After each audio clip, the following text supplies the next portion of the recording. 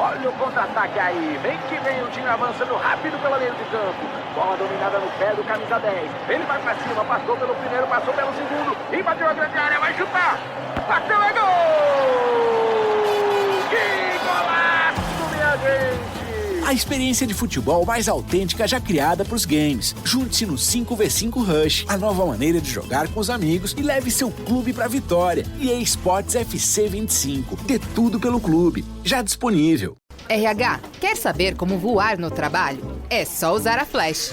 Com a Flash, você concentra toda a gestão de pessoas em um único lugar. Faça a admissão dos colaboradores e solicite mais de 8 categorias de benefícios.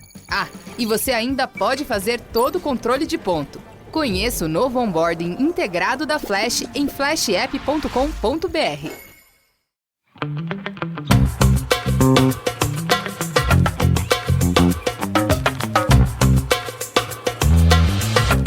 Hello, everybody, and welcome back to another episode of Don't Blame Me. Ooh, I hope you're watching the video because I'm not wearing a bra. I'm shaking those titties. Yeah, I mean, why are you acting like that's a new development? No, but like I'm wearing something that's like actually my size, so you can see the shape of my teat as I shake it. So if this is not enough of a selling point to join our Patreon to get the videos. And hey, I'm cheap. It's literally, you get to see me shake these titties for $1 a month? A quarter. Maybe we should switch everything over to OnlyFans. We just do the videos topless. Would anyone listen to me talk for like an hour and a half, just tits out? Like, is that a selling point? I think we'll bring in a new audience. But are they going to like what we have to say? I don't think they'll listen with the video, with the audio on. True. Well, guys, this is Don't Blame Me, an advice podcast. If you are new here, I am Megan Rinks. Hello. I'm joined by my fantastic co-host and producer, Melisa D. Monts. Hi. And we haven't told people in a while what the D stands for. And it just chef's kiss. Your mother, an icon in general, but it just describes you perfectly. So will you share with the class what your middle name is? My middle name is Diamond, named after Diamond Geneva Long, my great, I think it's just great grandmother. I mean, you literally have like a Rihanna song that you can sing all the time. I do, which I do. Also, when I sing Twinkle, Twinkle, Little Star, I say like Melisa Diamond in the sky. Oh my God. Wow. You have so many serenading options. You've got so many fucking options of people just being able to perform some hits to fucking you. Mm-hmm. You're very, very lucky.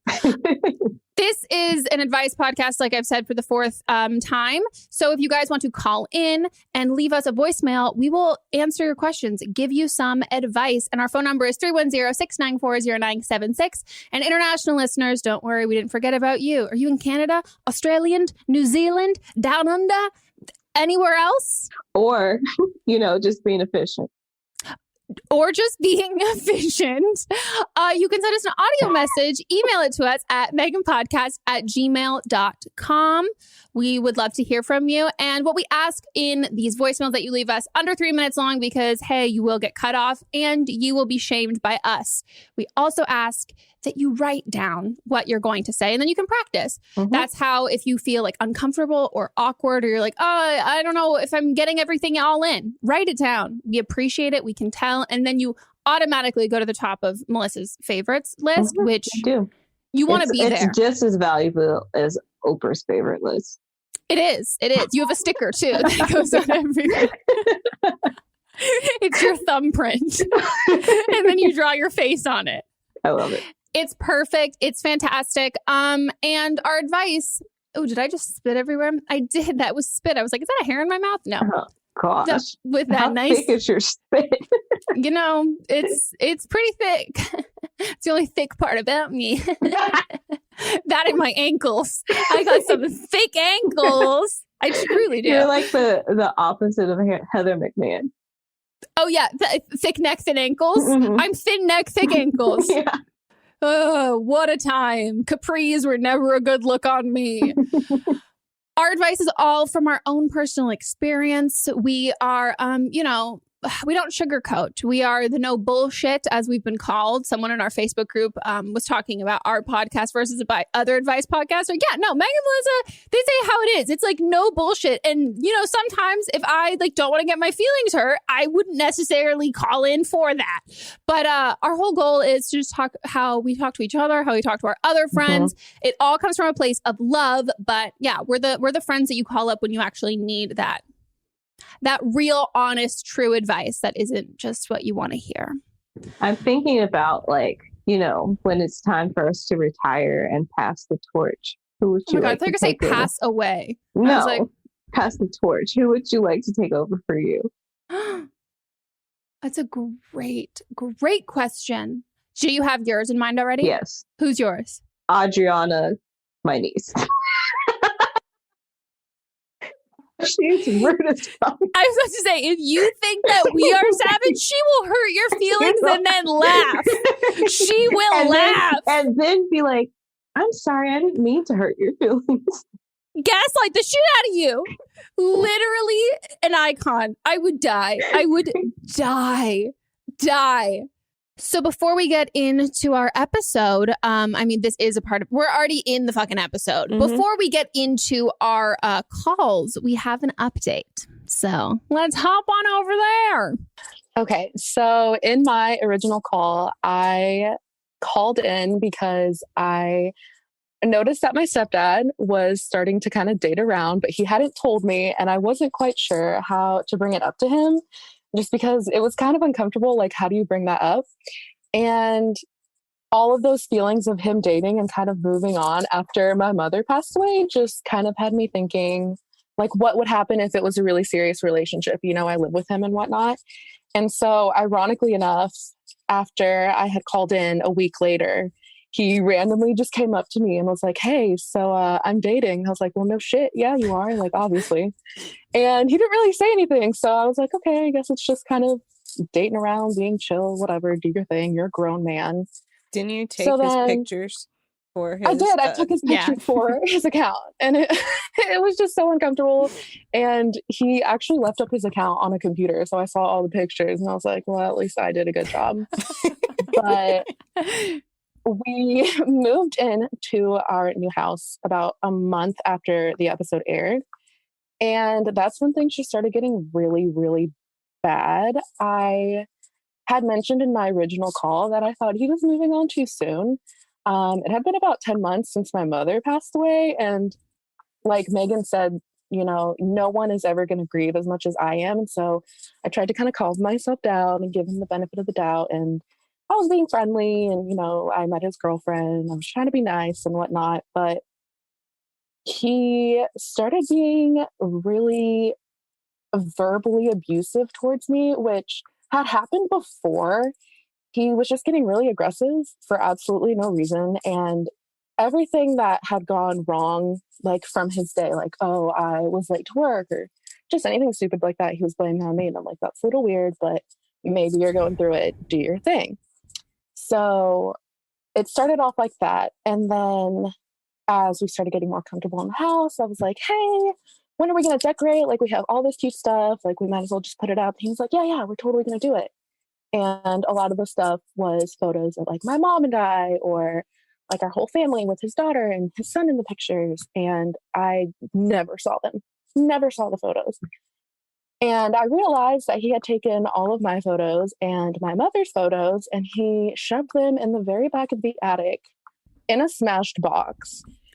And I didn't bring it up to him because I was like, okay, maybe that's his way of grieving. Like, he doesn't want to see them. I'm just going to let him be, whatever. And it got to the point where he literally will not go anywhere in the house where I'm in the house. Like, he just doesn't want to look at me, doesn't want to talk to me, doesn't want to do any of that. And before all of this happened, I tried bringing up, going to therapy and how I kind of felt like, oh, if she moves in, like, what do I do? Do I move out? Like, I don't know. You have to tell me. Like, you need to be honest with me. And he literally said, he's like, what's your point? I don't care. And I was like, okay, sweet. Why do I care? You know? Wow. And now I'm just trying to do what I can to leave, but I can't right now. And it sucks because every time I go home, it just gets worse and worse. So I'm kind of stuck. Oh my God, I'm so fucking sorry. Like, I'm so sorry. This is so not like, yeah, this is so not what I obviously what we like want to hear in this situation. And it always makes me feel like bad when I give someone the benefit of the doubt that I like shouldn't have.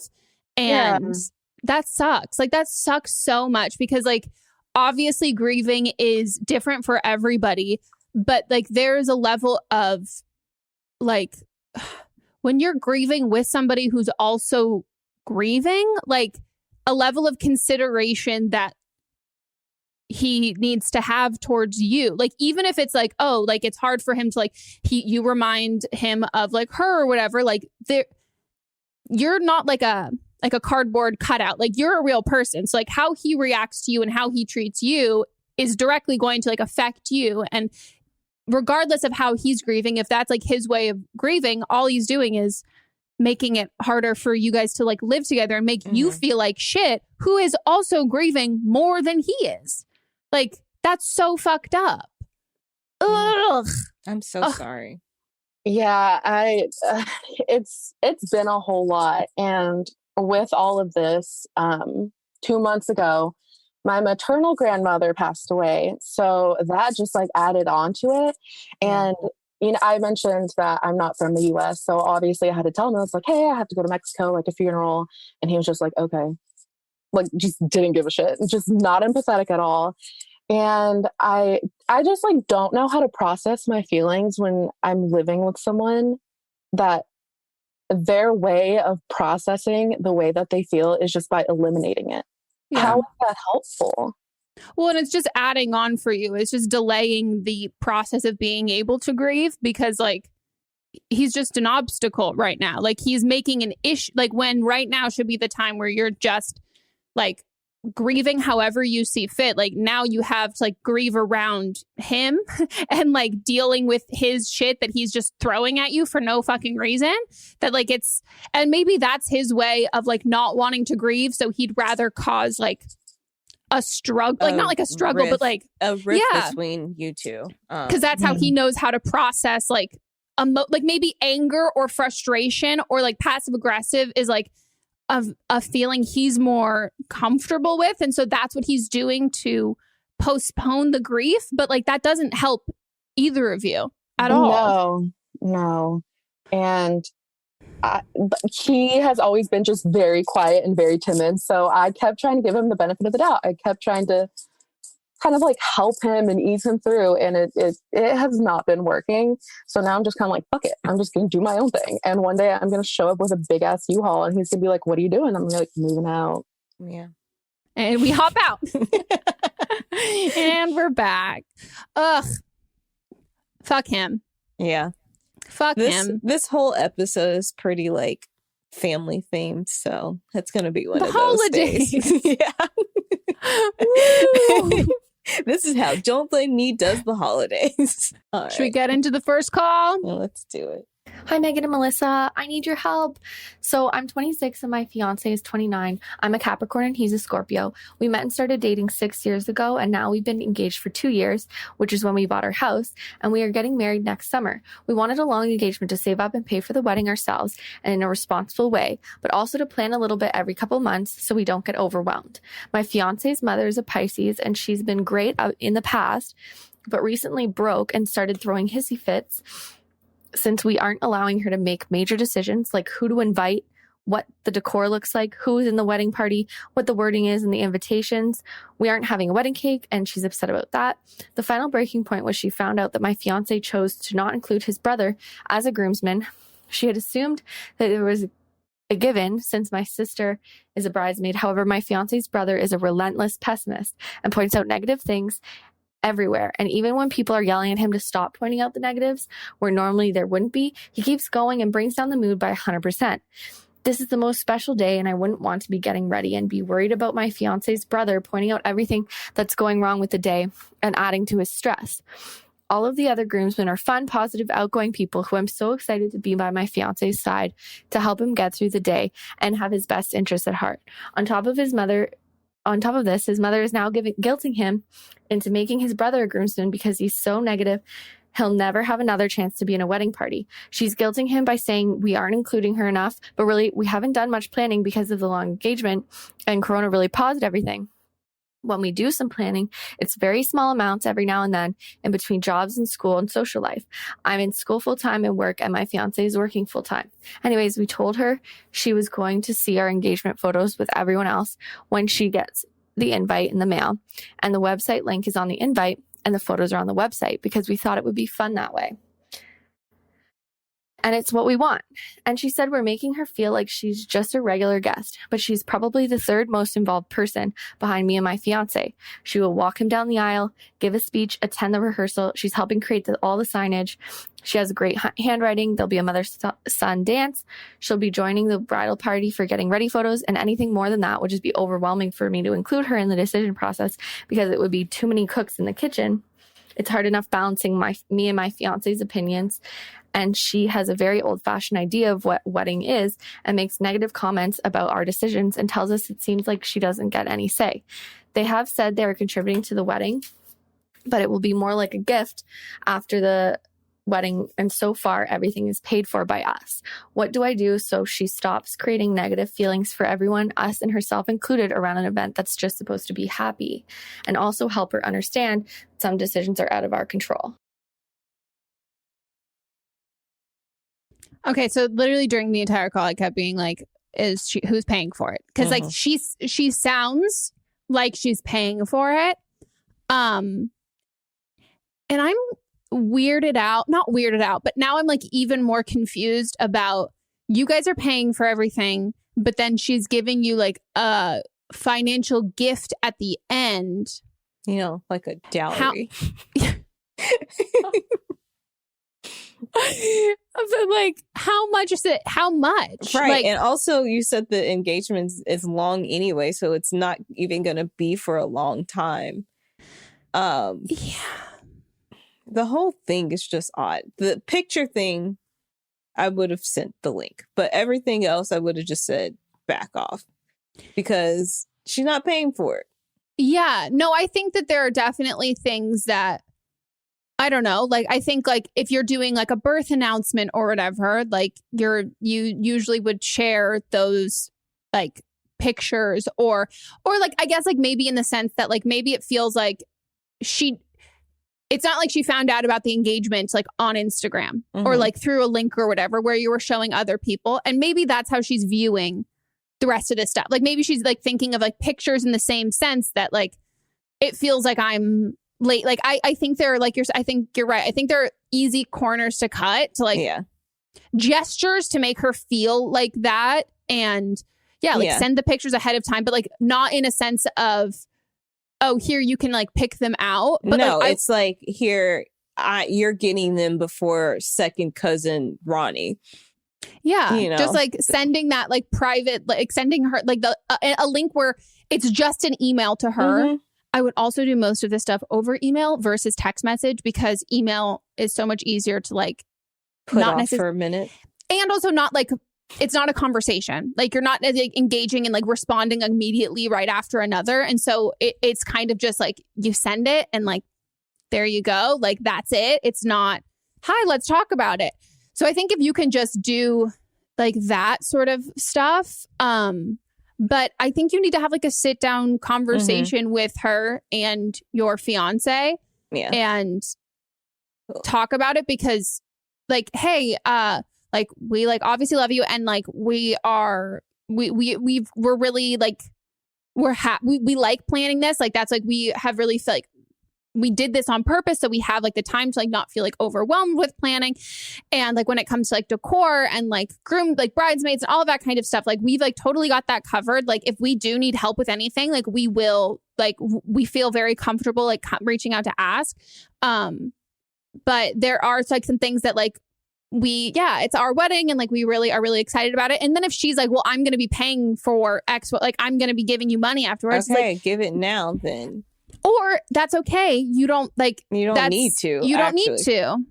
But like the brother thing, did they find out like at the same time when you announced your groomsman that he wasn't going to be a groomsman, or was it a conversation? It's like, because I think that when it comes to sibling, there is a courtesy that you go to. If they weren't going to be a groomsman, then you would say something. Yeah. Say something ahead of time, and they didn't find out with everything else. And maybe it's not like the groomsman thing. It's not actually coming from the mother. It's actually coming from the brother. Like his feelings are hurt. And is there another role that he could have within the wedding that wouldn't be a groomsman? So he's not part of that type of situation. See, and that's the thing that like I think of like,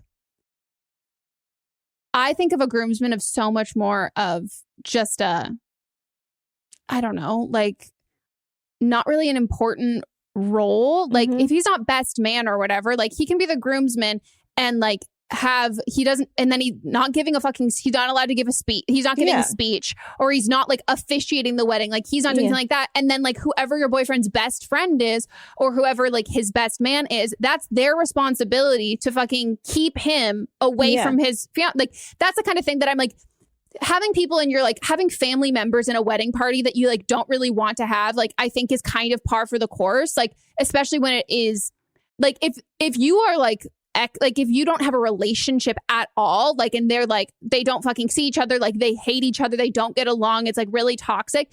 But if it's like, I don't like his personality, but like he's pessimistic, but like he's still my brother, like I still love him, like that can be kind of hard. And I think that there's a way to like go about it because it will ruin will really ruin really cause an issue among the whole family as well. Like if he still does have a relationship with his brother, like it's just, if it's a strained one, but they're still they're still brothers. Like it could be strained, but they're still like, he's still like his brother. Then there's other roles that he can have within the wedding party. Yeah. But I would say, I think of all of the roles to have, I would think that honestly, a groomsman is probably the best because like he's then like protected from like the other guests. He's like not like off on his own. Like even being an usher or whatever, like you're talking to lots of fucking people. Talking to everyone. So the amount of times I've gone to weddings and the ushers have been like, I don't think this is going to work out. And I'm like, okay, for sure. What weddings are you going to? I already know. But like, I think that like if your fiance is like comfortable rethinking the idea of having him be a groomsman, and then just, it is your wedding and like your fiance should have a great time and like it shouldn't be stressful, but that should be like, as someone who will be in wedding parties for my friends, if they have someone who like is kind of like a pity invite or someone they don't want to be like, and they were like, if my fucking role in someone's wedding is just to like keep the person who's like fucking annoying or like pessimistic occupied and keep them away from like the bride and groom and like not saying shit to other people, 100% will do that.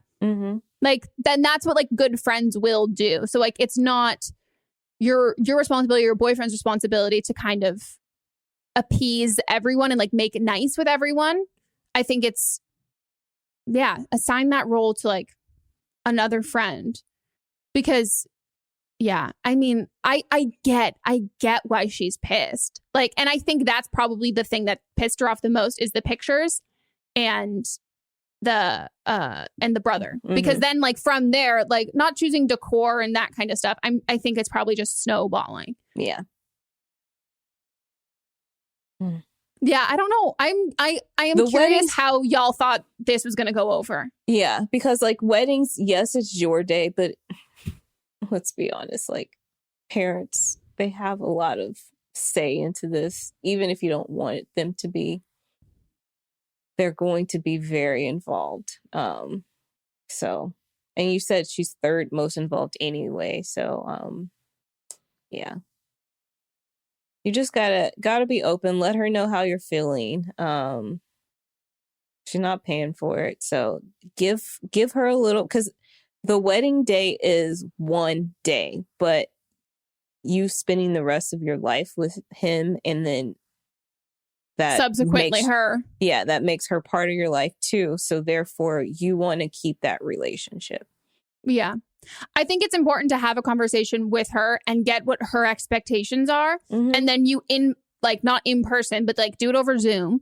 And then you can address that, because that's if you guys are speaking in a lot of like hypotheticals or like broad strokes, like asking her like, well, what, like, can you describe to me like what your ideal involvement in the wedding would be? Like, give me like example by example kind of stuff. And then we can talk about it right now. So like we can come to like whether it's like a compromise on things that you're like, oh, very like comfortable, like letting her know certain things or like keeping her updated. Or you can then just like tell her right then and there, like, hey, I really like truly like we love you. And I just don't think that that's something that is all that is going to do if I'm like it is add so much stress and like time to me to like do all of this kind of stuff. Like I'm happy to show you pictures and like do all that kind of stuff. But when it comes to decision making, like if I need your help making a decision, I'll totally come to you. But we've got like different styles and different tastes, and like I'm excited to make these decisions. Mm-hmm. And like we're really stoked about it.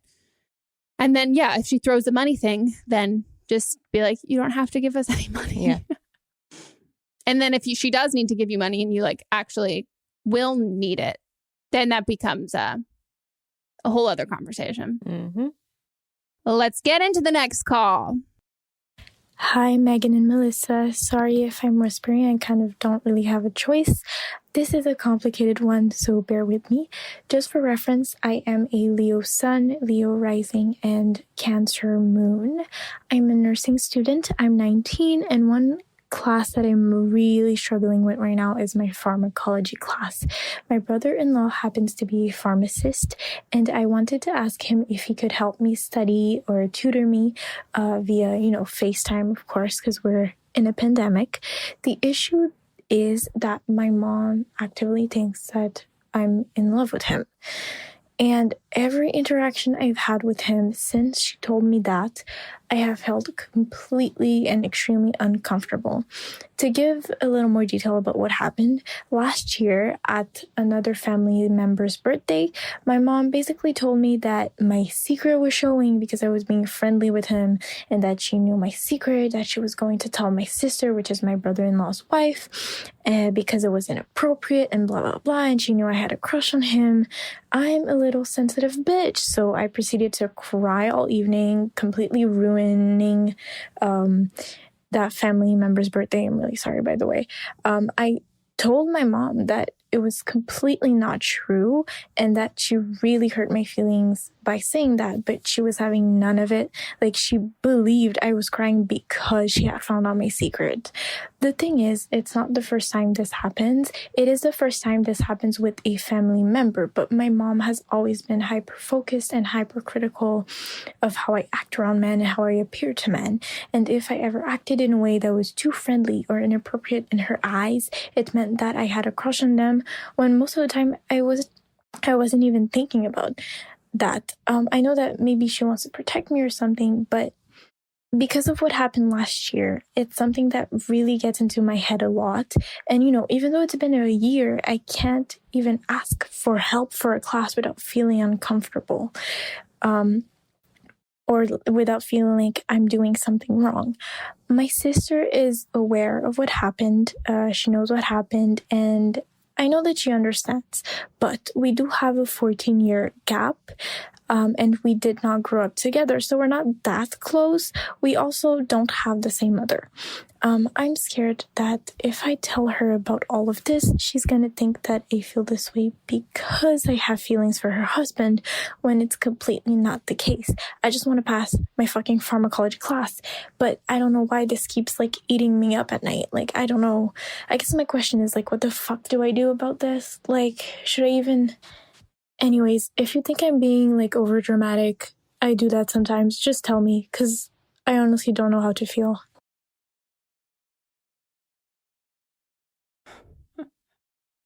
Holy shit. Why is your mom projecting so much? Oh my God. This, your mom's not, I think we can do, I mean, not I think, a lot of the time we really try and like justify what things that our parents do to be like, oh, it's because like they're doing this. We think of them as the role of a parent before a person and that they know better than, like, no, your mom's not doing this to protect you. Like she's projecting her own shit on you. And she's also like belittling you and making you not trust your own instincts or believe yourself. Like she's making you, parents who put in self-doubt into you and like make you feel like that you can't trust your own instincts are doing that so you rely on them. And they can be your eyes and ears and they can be your instincts and they can be your moral compass because they make you feel like you can't. And it also makes it easier to manipulate you because they make you doubt yourself. And yeah, like this is just like, there's something already that is even like growing up when like kids are like talking to like, oh, do you have a crush? Like, I hate that. And like, that's something too. It's just like, no, like I'm just making conversation. Just because I talk to another man doesn't mean, or boy in that instance, doesn't mean that I have a crush on them. Well, and it also like it like really perpetuates. I mean, it only happens like it's perpetuating like the heteronormative like way of, and it also makes specifically little girls. It makes little girls think that every man who they interact with, they can't be nice to, otherwise they like them. And that it turns into, it psychologically fucks you up. It makes you think like, oh, also, if this little boy's being mean to you, it's because he likes you. So guys who treat you like shit actually like you. And like, we're going to have to, like, you might have never even thought about liking this person at all. But now that we're saying that you're being nice to them, like now you're going to like them and now you're going to question like all of it. Like, it's just... Yep. I remember vividly when I was in preschool. So I had to be like 4 or 3 or 4. Like it's still in my mind.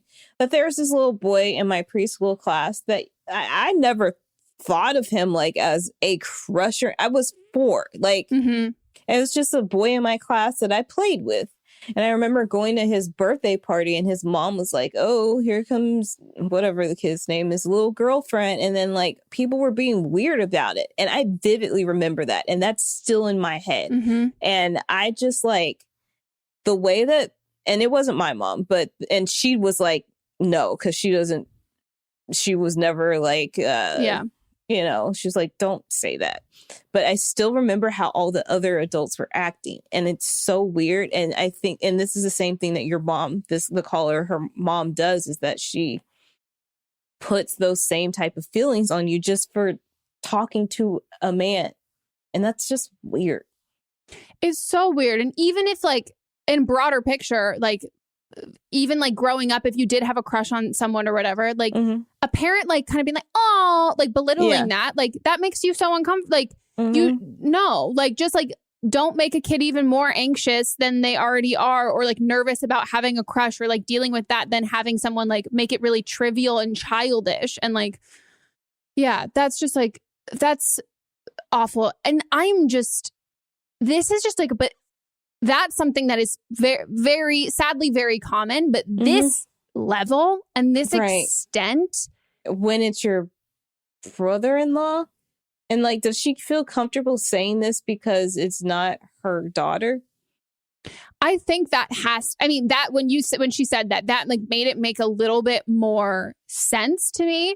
But I would love to know why she's what the rest of the family dynamic, like, why is she there? Do you know what I mean? Like, how would that, did she remarry her dad? And do they have the same dad? Yeah, that's what I think. They have the same dad. Yeah, because this is just like so vastly inappropriate that also the age difference too is, you're 19 and your mom is making a joke about you, not only you having a crush on your brother-in-law, but your brother-in-law who's in his 30s. Yeah, significantly older than you. And that's and then you cried, and then like on top of that, like she did it in a public place. it's so vastly inappropriate. Like it's not like you're 7 years old and like it's like you are like obsessed with your like, do you know what I mean? Like even like like she's so obsessed like in like like it's still a predatory nature, but it's in a sense that like her even making an assumption that you would have you have a crush on, she's putting it on you. Like it's a predatory age gap if there was ever anything there. And it's like, oh, you have a crush on him. Yeah. And it's like, no. What? No. Like and he's like, my brother. Ugh. Yeah. And so like, how does she move on and, ask for help? Because she wants help in her class. And he is an expert on the subject. He's a pharmacist. This is a pharmacology class. Yeah. She needs help. So I would just I know you say that you're not close to your sister, but just tell her like what happened. Because she's aware of what happened. Yeah. I mean, I would literally just lie and just fucking pretend like you've never pretended before, like this situation never happened. And I think the more just like blasé and like whatever you can be about it, and then if your mom brings it up again.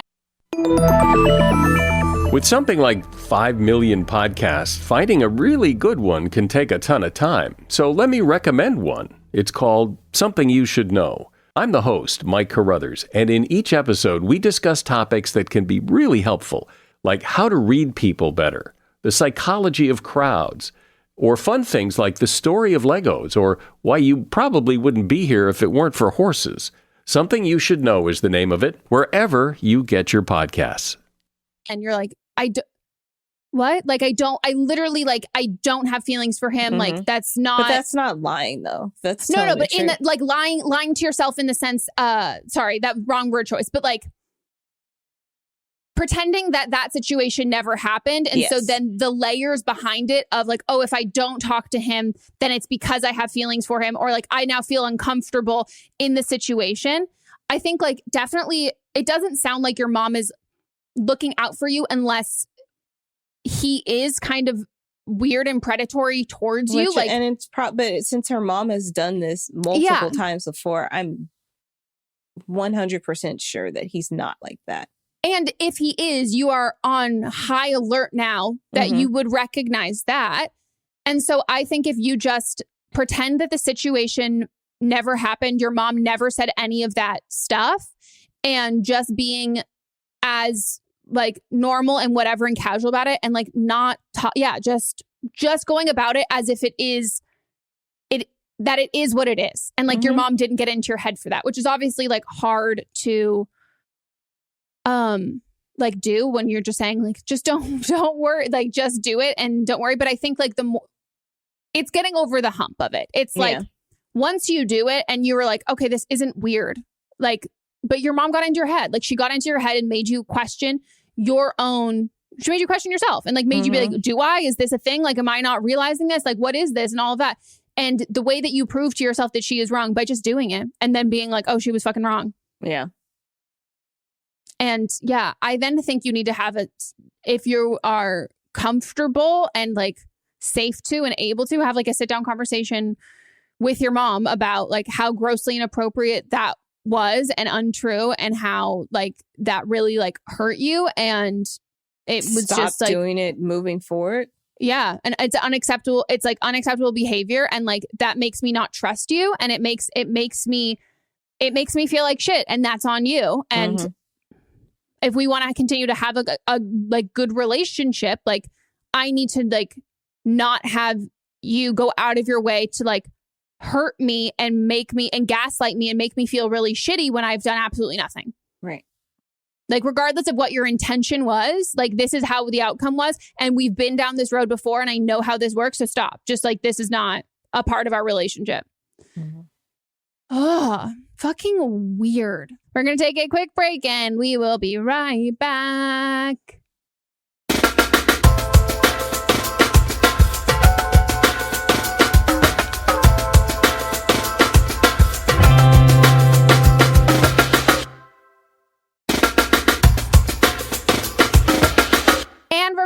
from our break.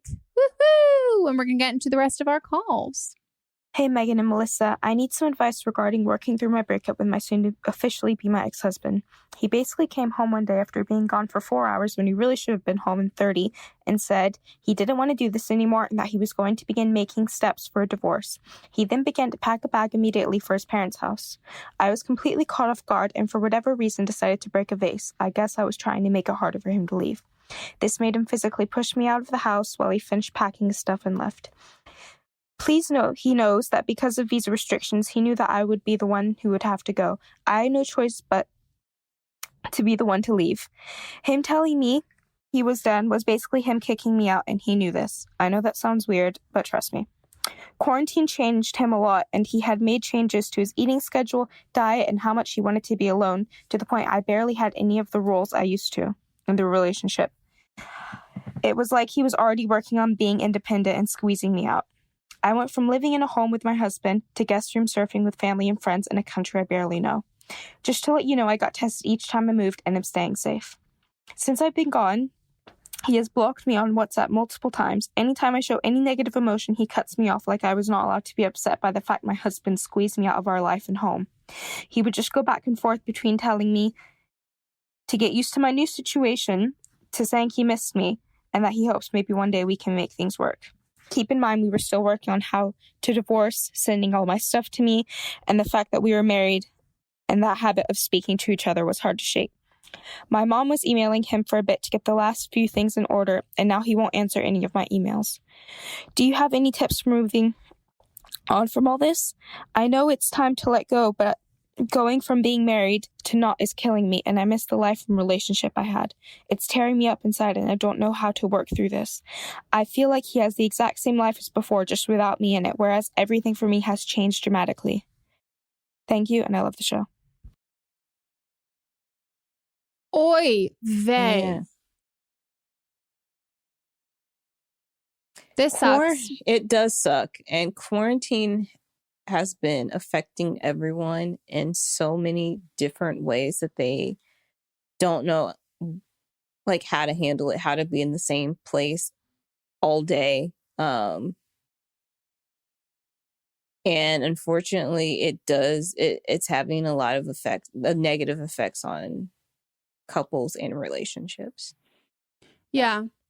I mean, yeah, this is one of those things that like the answer is like it's time. Like there's a reason why it feels like there's like a reason you were blindsided by this. So like any of the time that he's had to come to this decision, as much as it was like totally out of the blue for you, it wasn't for him. Mm-hmm. And so him moving on with his life and just like, you know, he already started, like, even you recognize, like, he like already started being like more like independent and doing all of those things that like you felt like he was like, you now looking back on it, realizing it was kind of like a slow push. He was pulling away. Yeah.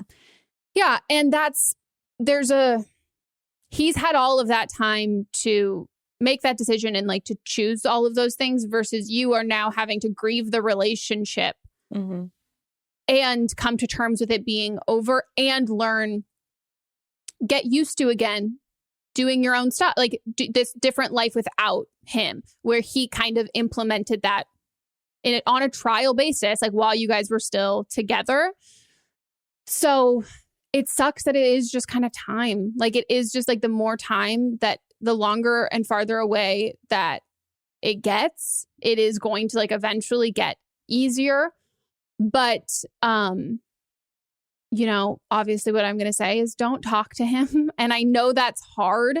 I know it's like, oh, I'm really used to it. But you just have to know every time you talk to him, you're taking 1,000 steps backwards. Mm-hmm. Like every time you talk to him, it's from that date until then when you're getting over it. It is like you're rebooting it. So if you go like 2 months without speaking to him, and like it's going to take a long time before you go through all of the stages of grief and you start to like feel like, I don't know, not like better necessarily, but you start to come to terms with things and like you've got more insight and it feels less debilitating as it did before. The second you talk to him, you're back there and you're starting all over. Mhm. And that part's so fucking hard. But as much as you think that checking in will make it never does. Like that's that like devil on your shoulder being like, oh, well, like we were so close. I really want to like, I still want to talk to him or blah, blah, blah. Like it in the long run will never make you feel better ever. And he has nothing to say to you that will make you, he does not hold the answer to making you feel better. Because even if one day he turned, like him going back and forth being like, oh, well, maybe like I miss you. Like, can blah, blah, blah. Even if he decided like, I want to get back together and all of that it's never going to be the same. Even if you chose to be back with him, this would always be in the back. You would never be able to relax. Right. You would never be able to like do all of that. And I think we romanticize relationships and wanting to be in those and wanting to be back where we were. But you have to think about it like, you would be back. Nothing would have changed except you would have gotten back together after all of this. And those feelings, you'd still be grieving all of those feelings and going through all of that while in that relationship. Like there is no going back to a point where this had never happened. And it sucks. And like you said, like relationships are going through so much in quarantine.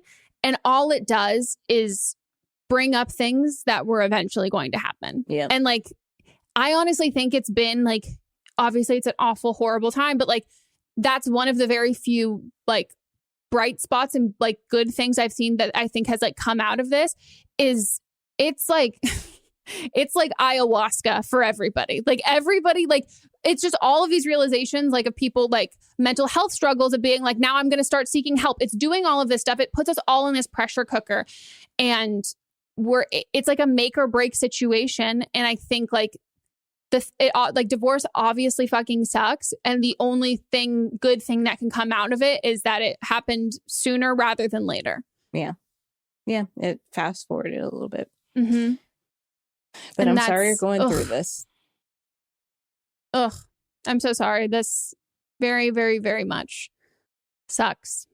And I'm wishing you nothing but good stuff in the future. And, I hope that you get money in the divorce. Well, shit. Best of luck. Men are trash. Next call. Yeesh.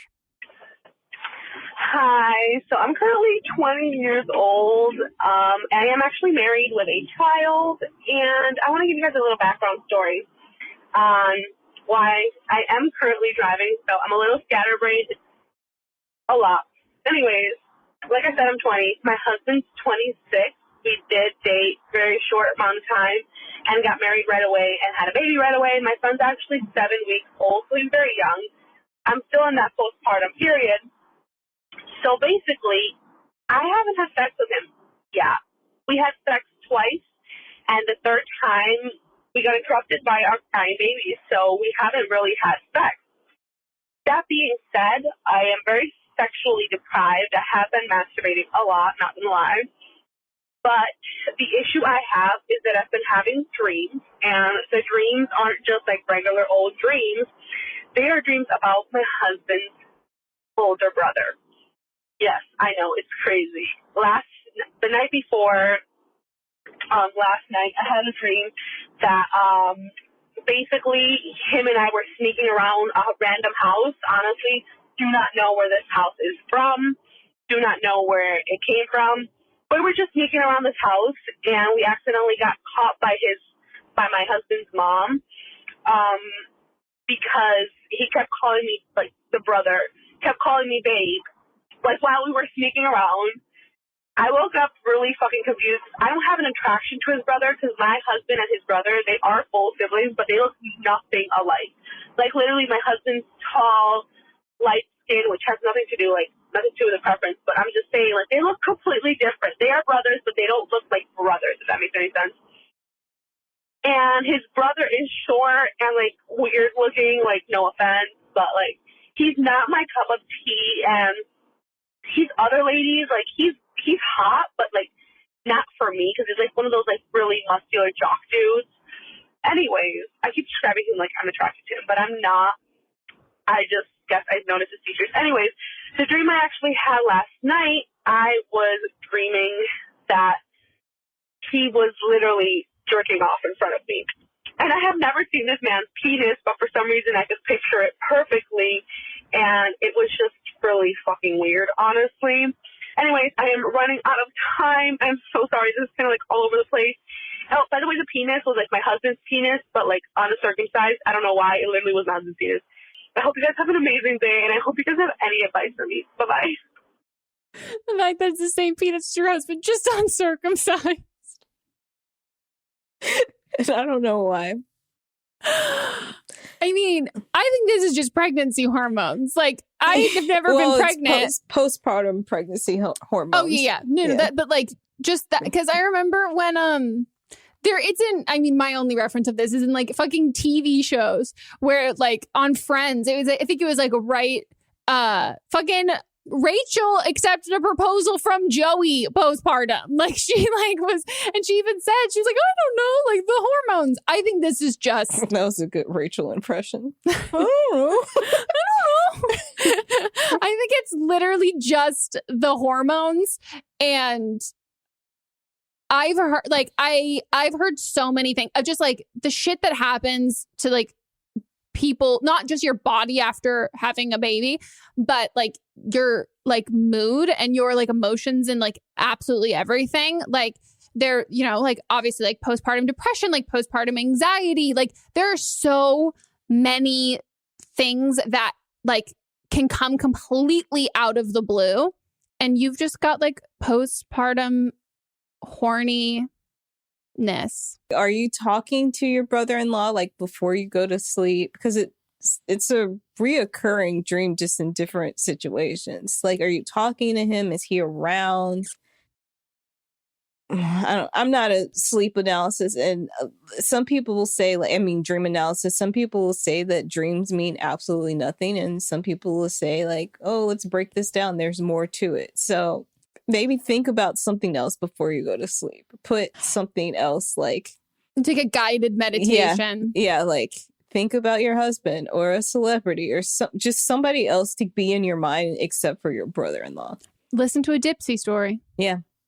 I mean, I think there's also like I've seen like it was, I forget what it was on. I think it was like some YouTube video where someone was talking about like it was like their postpartum stuff, because I'm obsessed with pregnancy. I think it's so fascinating. And someone was talking about how like this, like I forget who it was, but like some random celebrity who like they like were weirdly sexually attracted to and they had no idea why. And it was like just at like their postpartum period. It's like, yeah, I don't know. Like I was just like, or like fucking like even pregnant women who were like, yeah, Tony the Tiger can get it. Like, I don't know why, but like, or like Mr. Clean, like kind of hot. Like there is just something to be said about like all of those hormones flying around. And I think if you've never, ever had a dream about him before, like, I think that and you're not attracted to him at all. I think that like, I think you can blame it on your pregnancy, on like being postpartum. Question.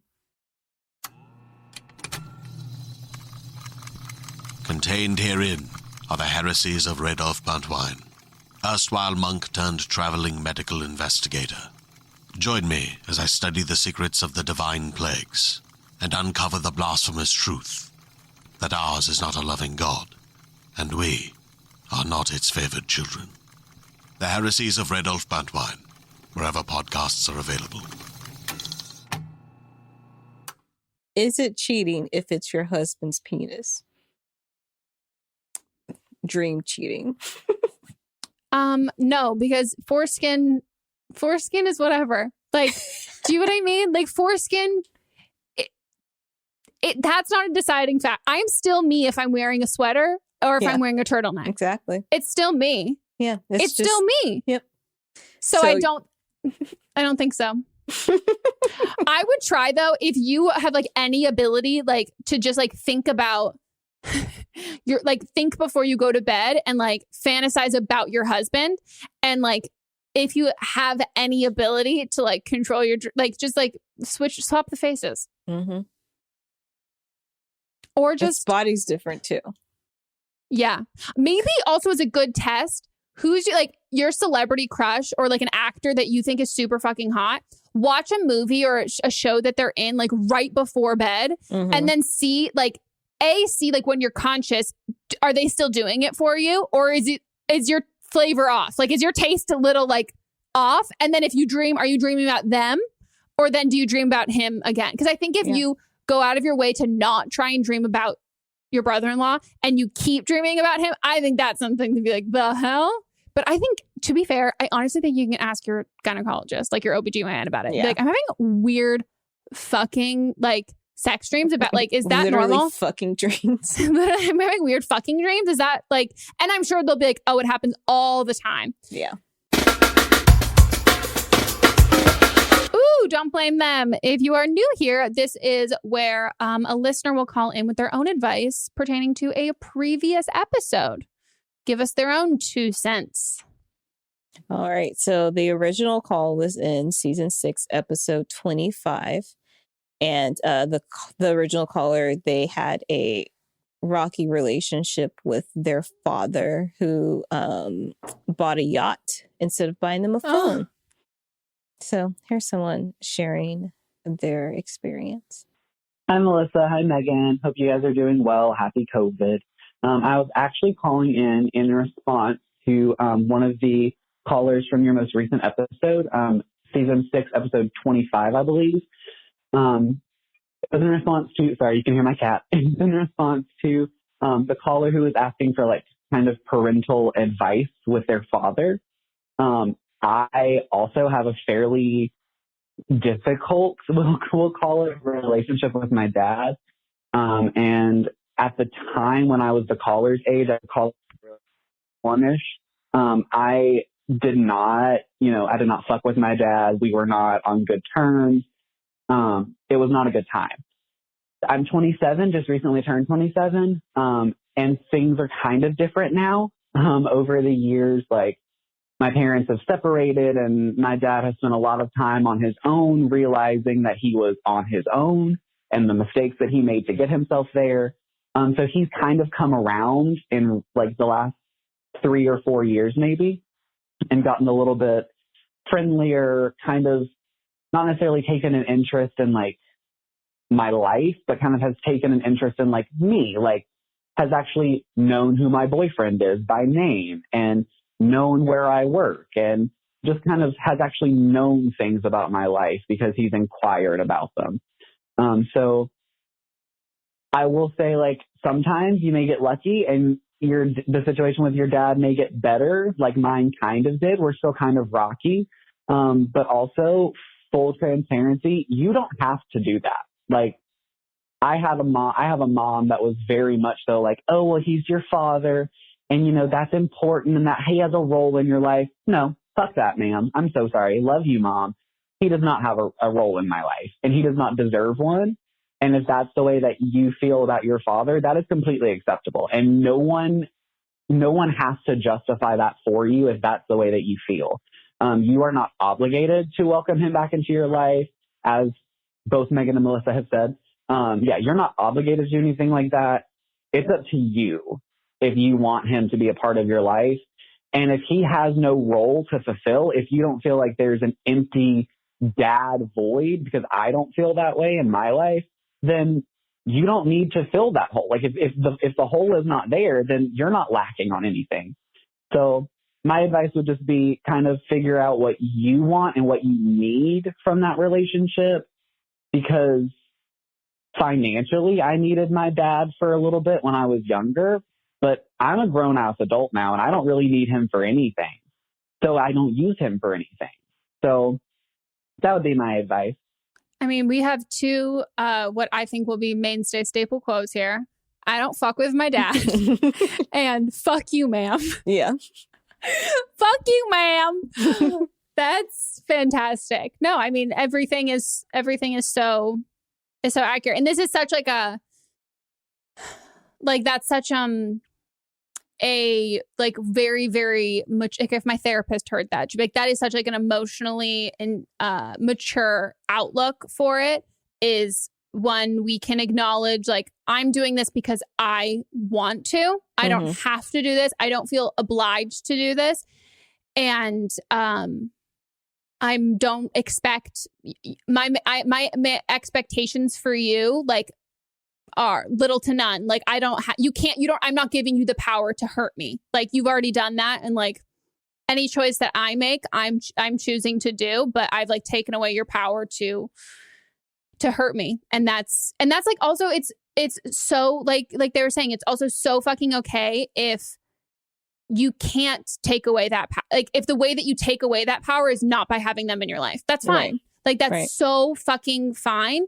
But I hate the whole thing of like, nobody can hurt you without your permission. It's like, no, it's fucking untrue. Like, that's very, so untrue. Very, very, very fucking untrue. And all you can do is protect you. And if protect you means that, oh, if you are in my life, you hurt me, then you're not in my life anymore.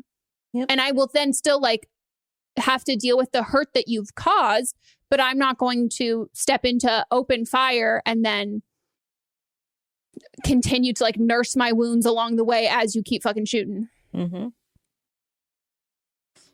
Oh, yeah. But this is that was a nice update. Thank you for sharing. And I'm glad that not update. The call Don't blame back. them. Yeah, and I'm glad that it's nice also to hear the people who've been able to have those, like, it's nice to hear like, oh, as you've grown up, there's that option too, that things can change. And yeah, to be emotionally mature and intelligent. Lovely.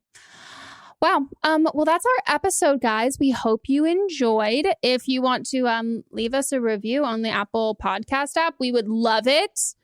It kind of helps us outweigh the people who get upset when they COVID talk is brought up, or when what's brought up? COVID talk. Oh yes, when COVID talk is brought up, or racism. So yeah, and if you want to call in for an upcoming episode, you can leave us a voicemail at 310-694-0976, and international listeners, you can send us an audio message at meghanpodcast@gmail.com. And follow us on social. We have an account over on Instagram, which also, if you are trying to get into our Facebook group and you aren't following us on Instagram or the podcast account, I'm just going to let you know, it just doesn't give me a lot of incentive. It doesn't look good for you. It doesn't, because I question your motives and your intentions, and it hurts. So fix it. Also, if your account is blocked, we need to look at social media accounts. And if your account is blocked, blocked. Not blocked, it's private. Yes. I was like, oh, if you are blocked from getting to our if you can't find our Facebook group, then you are blocked. What's up, everyone? It's Noah Daniels. Hey, y'all. I'm JJ. Hey, guys. It's Kat. And we're your hosts of the Real Hauntings podcast, where we bring on guests to share their first-hand encounter ghost stories and supernatural experiences. Now on to the trailer. I've been warned to not tell this story, but I think because of the way it ends, it's okay to tell this story, because some people say that with certain entities, to like speak of them or talk about them or in any way like portray them as powerful will attract them to other people. The creepiest thing about it to me is a lot of times it would wait for me to notice it. Like, it would just lay its arm out like this, and then I'd be like, where is it? Where is it? And then I'd see it, and then it would just slither back. For more information on the Real Hauntings, Real Ghost Stories podcast, make sure you check out real.fm to learn more about our podcast and many other amazing podcasts. But no, if you applied and we can't look at your social media, then... Yeah, and that's to protect everybody in the group, because everybody's sharing personal, private information. And so we just need to know that you're a real person and that you have other things going on in your life. Yeah, we have people who have gotten out of like abusive relationships and like we have I've got like the names of people that I'm making sure are not applying to the group. And so when we get a Facebook, when we get a request to the group and the Facebook is fully private, I can't see anything. And then I'm not able to cross-reference that with like other social media profiles to like verify that this is the right, this is a person that's not impersonating anybody else or pretending to be someone else. Can't accept that. But yeah, follow us on social, buy my book, buy my presets, buy my movie. I have a show on the Food Network app now. Very Watch good. it. Anything you want to promo? Just follow me on Instagram. All the shows that I produce are listed because there's a lot now. So it takes up time. Yeah. Booked and busy. And we'll see you guys next time. Goodbye.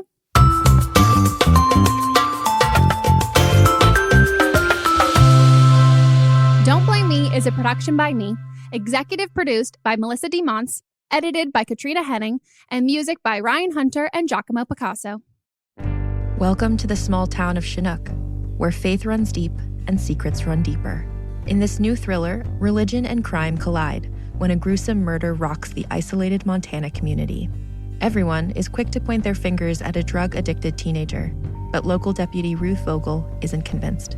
She suspects connections to a powerful religious group. Enter federal agent V.B. Lauro, who has been investigating a local church for possible criminal activity. The pair form an unlikely partnership to catch the killer, unearthing secrets that leave Ruth torn between her duty to the law, her religious convictions, and her very own family. But something more sinister than murder is afoot, and someone is watching Ruth. Chinook, starring Kelly Marie Tran and Sanaa Lathan. Listen to Chinook wherever you get your podcasts. Hi, I'm Jennifer, a co-founder of the Go Kid Go Network. At Go Kid Go, putting kids first is at the heart of every show that we produce. That's why we're so excited to introduce a brand new show to our network called The Search for the Silver Lining, a fantasy adventure series about a spirited young girl named Isla who time travels to the mythical land of Camelot. During her journey, Isla meets new friends, including King Arthur and his Knights of the Round Table, and learns valuable life lessons with every quest, sword fight, and dragon ride. Positive and uplifting stories remind us all about the importance of kindness, friendship, honesty, and positivity. Join me and an all-star cast of actors, including Liam Neeson, Emily Blunt, Kristen Bell, Chris Hemsworth, among many others, in welcoming the Search for the Silver Lining podcast to the Go Kid Go Network by listening today. Look for the Search for the Silver Lining on Spotify, Apple, or wherever you get your podcasts.